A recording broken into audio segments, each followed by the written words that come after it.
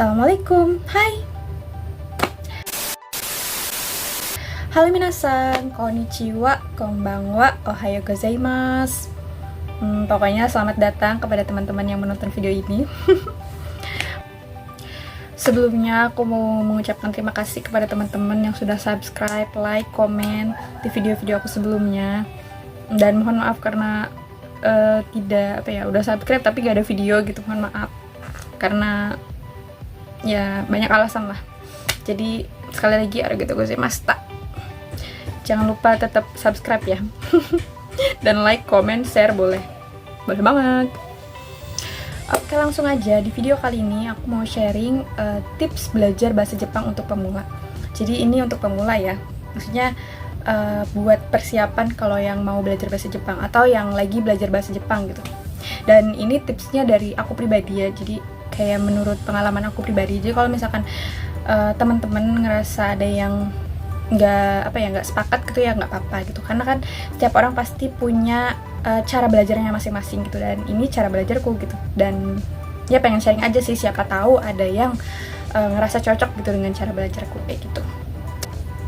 Jadi kita langsung saja ke tips-tipsnya.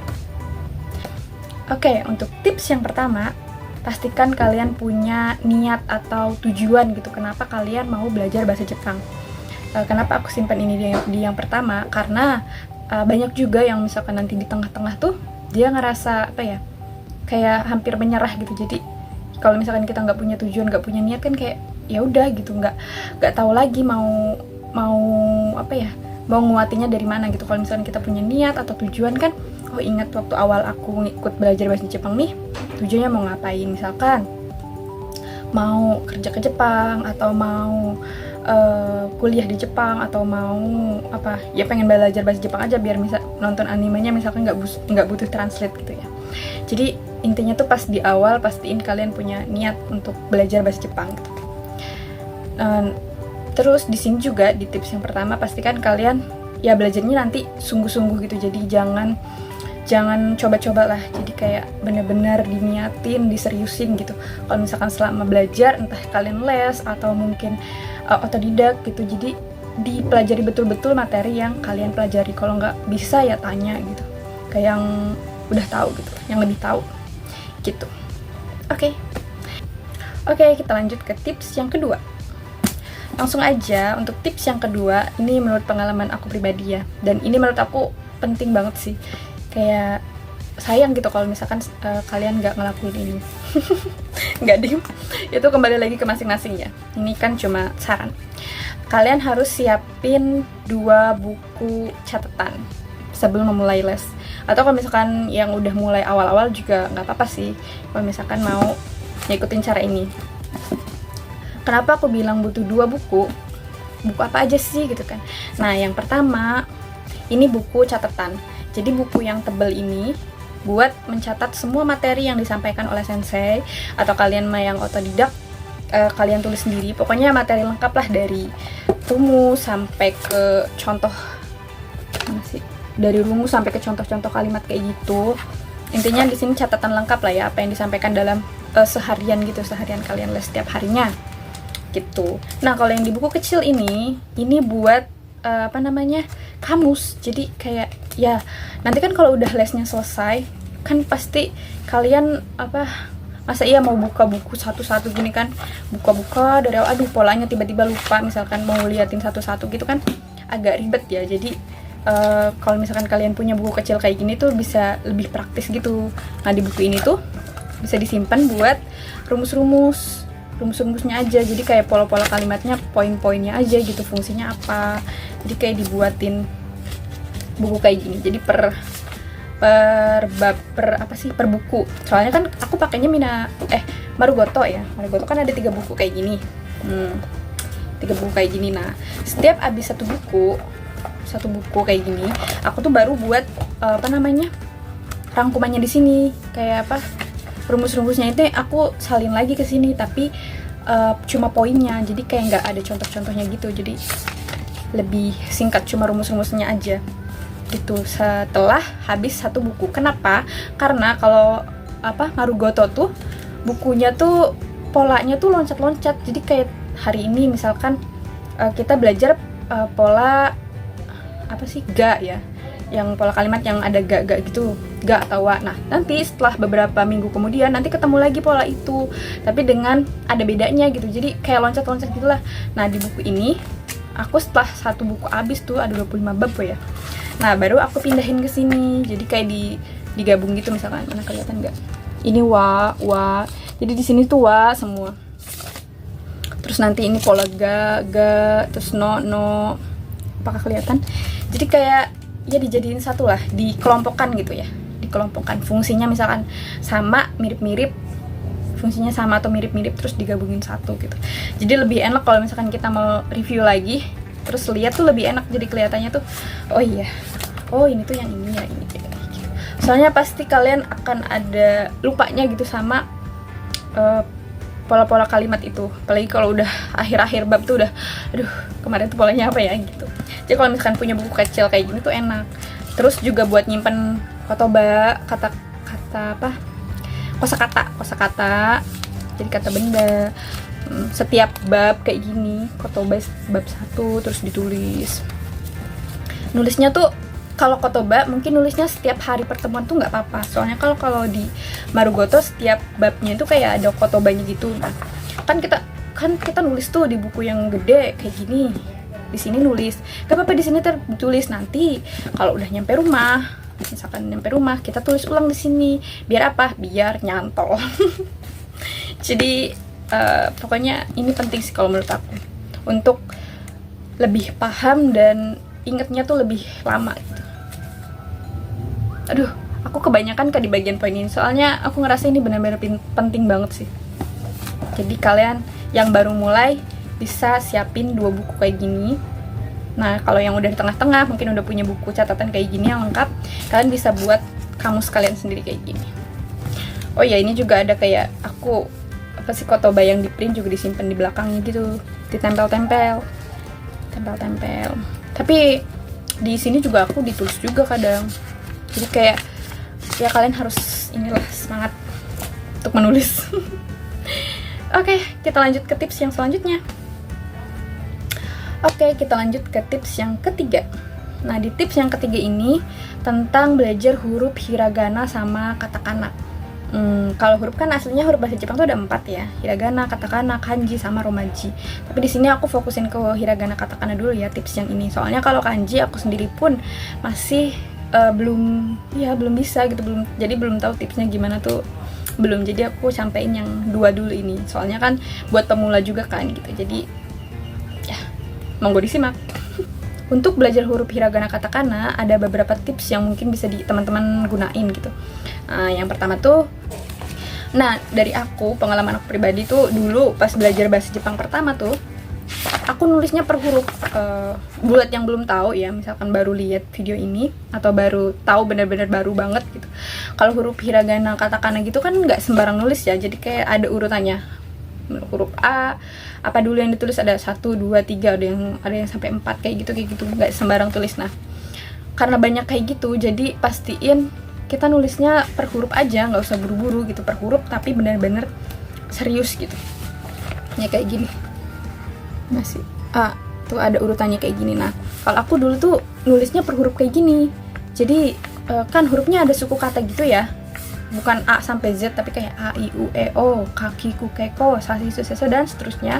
Nah, aku tuh dalam sehari misalkan ditargetin sehari tuh 2 suku kata, A, I, U, E, O, sama sasi, su, seso. Nah, selama 1 hari itu mungkin 1 jam pertama atau waktu pertama belajar ngapalin yang A, I, U, E, O dulu misalkan. Terus yang A ditulis banyak-banyak banget, nggak tahu terserah mau berapa, kayaknya dulu aku 20-30 kalian deh ditulis sampai bener-bener ngerasa hafal tuh, apa ya, udah kebayang lah bentuknya segini, cara penulisannya begini. Nah, kita lanjut ke huruf yang selanjutnya, huruf I misalkan, I terus ditulis semua.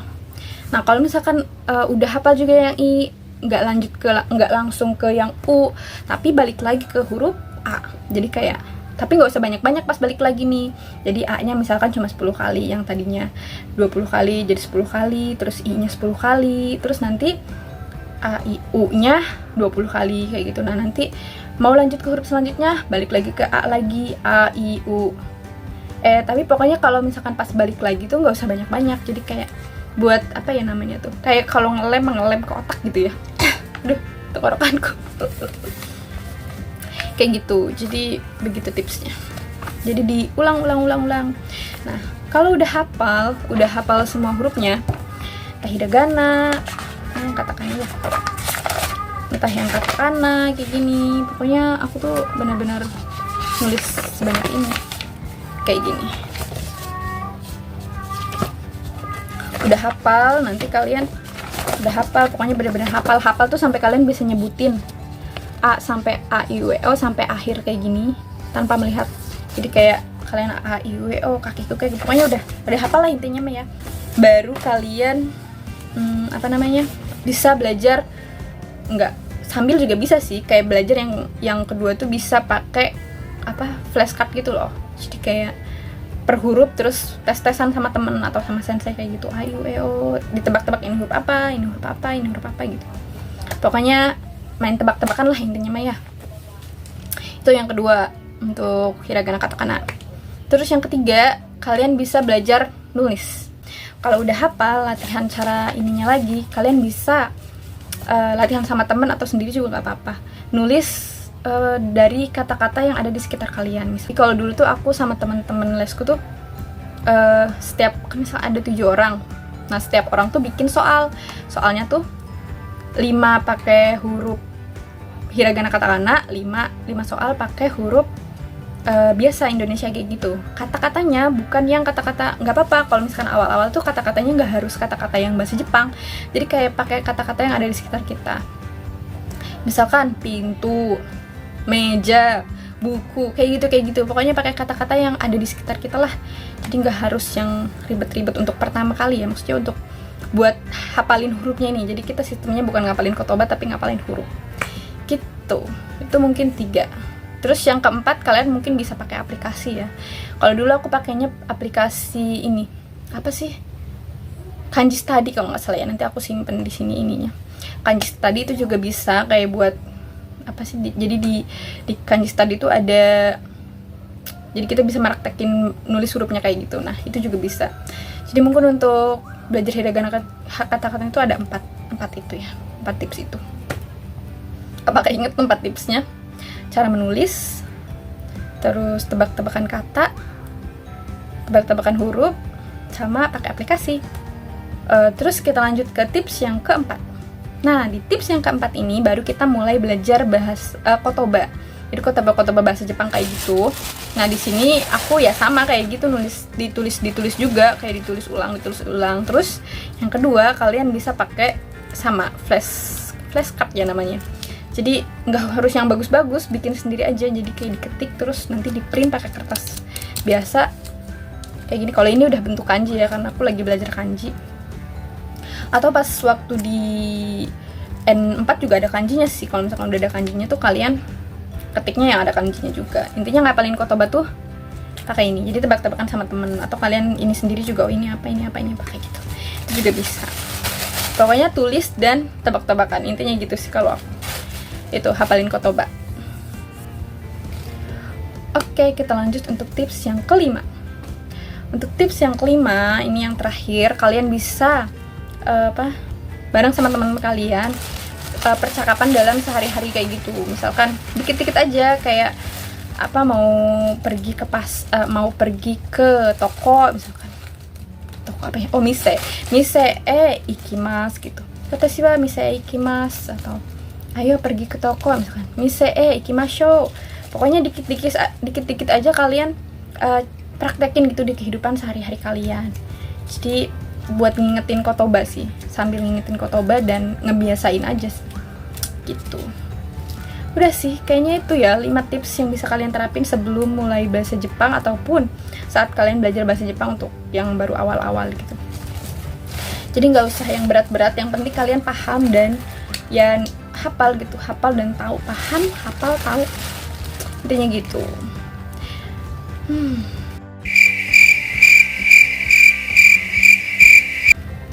Oke, kayaknya udah 5 tips yang mau aku sampaikan, dan itu menurut pengalaman aku pribadi ya, aku ingetin lagi. Jadi kayak setiap orang pasti punya cara belajarnya masing-masing. Jadi kalau misalkan kalian ngerasa cara belajarku, oh iya sama, aku juga sistemnya harus ngulang-ngulang, harus berkali-kali, terus ya kalian bisa terapin gitu. Kalau misalkan oh enggak kok, aku mah enggak kayak gitu, jadi ya udah nggak apa-apa, nggak masalah. Jadi kayak pokoknya balik lagi ke tips yang pertama, intinya harus niat. Ini paling penting sih menurutku, niat dan punya tujuan. Karena kalau misalkan di tengah-tengah banyak yang ngerasa kayak berat banget, kayak aduh susah banget, kayak banyak banget sih gitu, itu bakal susah kalau kalian gak punya tujuan sama gak punya niat yang benar-benar serius gitu, kayak pengen nyerah aja gitu. Kalau punya tujuan kan, oh aku ingat lagi di awal aku mulai itu udah habis-habisan gitu, masa aku mau menyerah gitu aja gitu. Jadi kalian harus niatin betul-betul dan gambatte kudasai. Kalau misalkan teman-teman ada tips yang lain, kalian bisa tambahkan ke kolom komentar biar teman-teman yang lain juga bisa baca. Nanti di video selanjutnya mungkin aku mau bikin video yang menulisnya ya, menulis hiragana sama katakana gitu, dari awal sampai akhir. Pokoknya ada banyak banget, kalian bisa simak. Mungkin udah segitu aja. Semoga apa yang aku sampaikan di video ini bisa bermanfaat buat teman-teman sekalian yang sudah menonton gitu. Terima kasih juga sudah menonton. Korete arigatou gozaimasu. Minasang gambatte kudasai. Pokoknya buat yang belajar bahasa Jepang, semangat terus. Kalau misalkan udah di tengah terus ngerasa udah mulai pusing-pusing, ya tetap semangat karena baru awal. Karena bahasa Jepang tuh ada 5 ensang 5, 4, 3, 2, 1. Jadi buat yang baru awal-awal tuh, kalian baru awal banget, jadi jangan nyerah gitu aja, pokoknya tetap semangat. Oh iya, di video kali ini juga kalau misalkan ada kata-kataku yang salah atau kurang tepat gitu, kalian bisa koreksi juga di kolom komentar. Jadi kayak ya saling mengingatkan lah, karena kan aku manusia biasa ya, punya dosa gitu. Pokoknya jangan lupa like, comment, subscribe, share. Dah, semoga bermanfaat. Assalamualaikum.